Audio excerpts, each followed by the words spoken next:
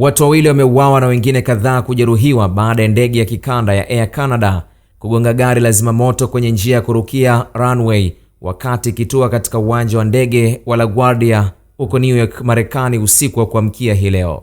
Maafisa wamesema kuwa rubani na msaidizi wake walipoteza maisha papo hapo katika ajali hiyo, huku abiria 39 na wahudumu wengine wakikimbizwa katika hospitali za karibu, baadhi yao wakiwa na majeraha makubwa.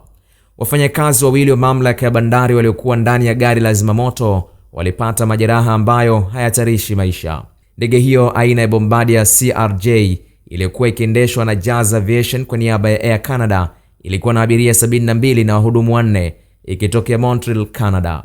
Gari hilo la zimamoto lilikuwa likikatiza njia ya kurukia kwenda kuitikia dharura nyingine kwenye ndege ya United Airlines ambapo rubani alikuwa ameripoti tatizo la harufu mbaya.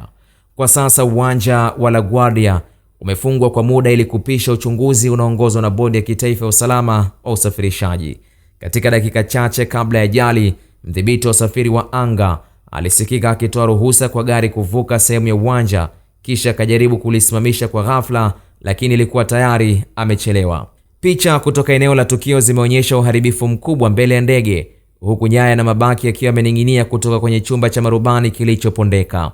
Gari la zimamoto limeonekana likiwa limepinduka kando ya ndege. Abiria wengi walijikuta wamekwama uwanjani hapo kutokana na kuahirishwa kwa safari nyingi. Uwanja wa LaGuardia ulishika nafasi ya 19 kwa kuwa bize nchini Marekani mnamo mwaka 2024 ukiwa na zaidi ya abiria milioni 16.7. Khalid Omar, Kishki TV. Kishki TV, nuru ya dini yako.